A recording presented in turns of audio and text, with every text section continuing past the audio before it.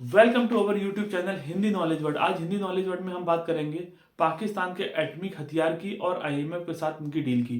तो जैसा कि आप जानते हैं कि पाकिस्तान के पास 100 से भी ज़्यादा एटॉमिक वेपन है, यानी कि परमाणु बम है। और लगभग एक एटॉमिक बॉम्ब की कॉस्टिंग जो करीब पड़ती है वो लगभग 5,000 करोड़ रुपए के आसपास पड़ती है। तो पाकिस्तान की मीडिया जरा इस बात को ध्यान रखे कि पाकिस्तान ने 5,000 करोड़ रुपए का एक बम परचेस किया है या उसको खरीदा है, और लगभग उनके पास 100 से ज्यादा ऐसे बम है, और वो 1,000-2,000 करोड़ रुपए के लिए, 10,000 करोड़ रुपए के लिए आईएमएफ के पास जाके भीख मांगते हैं। तो पाकिस्तान की जो लोग हैं, पाकिस्तान की जो सरकार है, उसे इस बात का ध्यान रखना चाहिए कि उन्होंने हथियारों में तो पैसा लगा दिया, इंडिया को बर्बाद करने के लिए, इंडिया को पीछे छोड़ने के लिए उन्होंने एटॉमिक वेपन पे तो पैसा लगा दिया, लेकिन आज उनके पास ना ही आटा है, ना ही खाने की चीजें हैं, और महंगाई इतनी ज्यादा बढ़ चुकी है कि जिसका अंदाजा लगा पाना मुश्किल है।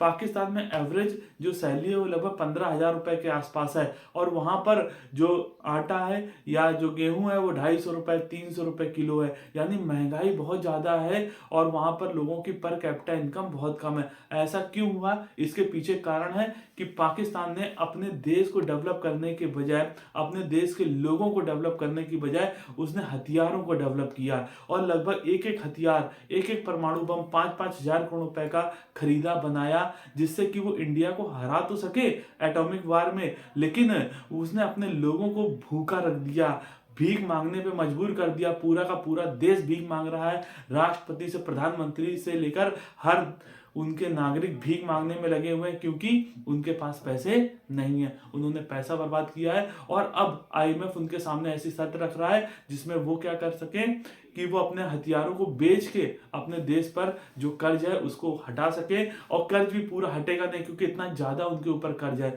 तो इसके बारे में क्या है पाकिस्तानी रिएक्शन, उसको जानते हैं वीडियो पर। चलिए बढ़ते हैं वीडियो की ओर। का न्यूक्लियर प्रोग्राम है वो खतरे में है। अगर आईएमएफ ने अल्लाह ना करे फिर ये ऐसी कोई शर्त रखी कि आपको कर्ज तब देंगे जब आप अपना न्यूक्लियर प्रोग्राम हमारे हैंडल करेंगे, तो क्या करेगा पाकिस्तान? सर, इसमें ना ये टोटली हम कहते हैं कि इनकी जो पॉलिसी है ना, ये पाकिस्तान के अगेंस्ट है। ठीक है। आईएमएफ नहीं, ये जो हमारी हुकूमत कर रही है ना इस वक्त, करंट जो मौजूद है, जो आईएमएफ की पॉलिसी है, हम उसके साथ एग्री नहीं कर रहे, क्योंकि उनका जो मेन मकसद है ना वो हमारी एटॉमिक एनर्जी है, हमारे जो अपना एटमी असासे हैं उनके ऊपर काबिज होना है सर। न्यूक्लियर पावर को उन्होंने हमसे छीनना है। देखिए, हमारे पास अब रह क्या गया है, पाकिस्तान के अंदर सिर्फ एक यही चीज़ है कि न्यूक्लियर पावर है हमारे पास, बस। अगर ये नहीं रहेगी ना तो समझ ले कि हम जो है ना वो बिल्कुल खाली हैं। तो हम जाते क्यों हैं? मतलब आपने बोला कि हम आईएमएफ की ये शराइत नहीं मानते, तो वो कोई आपको मजबूर तो कर नहीं रहा कि भाई आओ और हमारे से कर्जा लो और ये फिर शर्त मानो? देखिए सर, मेरी नज़र में ये टोटली अपने आप को फ़ायदा देने वाली बात है। पहले ही पाकिस्तान में जितना, अभी आप देख लें कि इकोनॉमी की क्या सूरत हाल है, डॉलर्स ख़त्म हो गए हैं, कारोबार मईशत जो है आपकी बिल्कुल बंद हो चुकी है। तो बेसिकली ये लोन पाकिस्तान में आएगा, लोगों को दिखाया जाएगा, लेकिन ये फिर इसी तरह करप्शन की नज़र होकर बाहर उनके अकाउंट्स में जाएगा। और पाकिस्तान के पास जो अब ये एक चीज़ रह गई है, और यही है न्यूक्लियर पावर। जब ये भी चली जाएगी तो समझ लें कि आप गुलामी पहले इनडायरेक्टली करे थे, फिर आप डायरेक्टली गुलाम हो जाएंगे। आप समझ लें कि आपने ये जो 70-72 साल आपने आज़ादी की जी है ना, आपने बस यही आज़ादी जी है, इसके बाद आप डायरेक्टली गुलाम हो जाएंगे।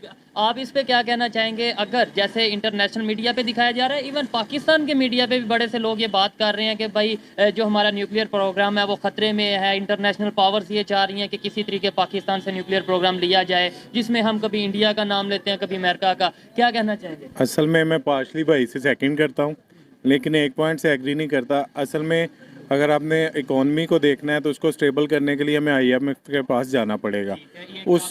उसकी बहुत सी रीजंस हैं, क्योंकि आपके जो दोस्त ममालिक हैं वो आपको मदद भी उसी सूरत में करेंगे जब आपके पास एक प्लान होगा।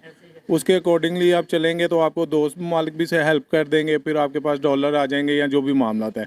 असल में सबसे पहले अगर आप चाहते हैं आप इसको देखना चाहते हैं कि हमारे एटमी असासे कहीं ख़तरे में तो नहीं है या रिस्क पे तो नहीं है, उसके लिए आपको सबसे पहले देखना पड़ेगा रजीम चेंज। जो रजीम चेंज हुआ है, आई थिंक जितना मुझे समझ आया है या जितना हमने सुना है मीडिया पे या जितना उसको फॉलो कर रहे हैं सारे मामले को, मुझे उसमें एक ही चीज़ नज़र आ रही है कि वो कहीं ना कहीं कोई बिग डील चल रही है। बिग डील में क्या हो सकता है? बिग डील में सिर्फ और सिर्फ एक ही चीज़ नज़र आती है, कोई $100 बिलियन की कोई आपको पैकेज आ जाएगा अमेरिका की तरफ से या कहीं भी की वर्ल्ड बैंक या कोई भी बदले में? IMF, उसके बदले में आपको IMF या अमेरिका हमसे वो उठा के तो नहीं ले जाएगा, लेकिन कंडीशन कुछ लगा देगा, वो कंट्रोल कर लेगा।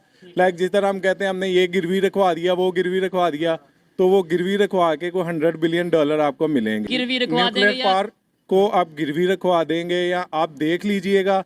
जहाँ तक चीज़ें समझ आ रही हैं, मुझे पहले ये नहीं समझ आती थी कि यार ये रजीम चेंज में इतनी बड़ी डील हो सकती है, लेकिन अभी समझ आ रही है कि रजीम चेंज उसी तरफ जा रहा है। असल में देखें, जैसे इकॉनमी हमारी डिसास्टर हो गया, ऑलमोस्ट ब्लास्ट भी हो गया उसमें। अब हम 5,000, मैं इम्पोर्टर हूँ, मेरा अभी भी कंटेनर लगा हुआ है इंडस्ट्रियल मशीनरी का, LCs खुल नहीं रही, और उसका मसला ये है कि वो DA पे भी पेमेंटें करने को तैयार नहीं है बैंक जो है ना, प्राइवेट बैंक। पहले SBP से अप्रूवल ले रहे थे, वो भी नहीं दे रहे, अब प्राइवेट बैंक भी नहीं दे रहे। अब सीन ये है कि जब तक हमारे पास डॉलर्स नहीं आएंगे बिजनेस नहीं चलेगा। हम तकरीबन एक्सपोर्ट को हम देखते हैं तो हमारी एक्सपोर्ट 32 डॉलर, हमने बिजनेस चलाना है या अपने डिफेंस को मजबूत रखना है, आपका असल क्या? में मैं आपको इस पे बता देता हूँ, आपको समझना पड़ेगा, आपको भी समझना पड़ेगा, हमें भी समझना पड़ेगा, इस पब्लिक वीडियो को भी इसलिए समझना रिकॉर्ड पड़ेगा। कर रहे हैं।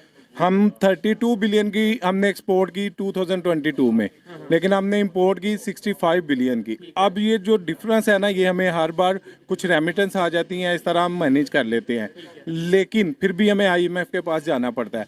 जब तक हम एक्सपोर्ट को इंपोर्ट के लेवल पे नहीं ला सकते, तब तक हम IMF के पास बैठे रहेंगे, उनकी शराइत मानते रहेंगे। और उस शर्त में जो सबसे अहम शर्त है वो रजीम चेंज में यही है कि वो आपको कहीं ना कहीं बिग डील जो है वो न्यूक्लियर पावर को देखना पड़ेगा। ये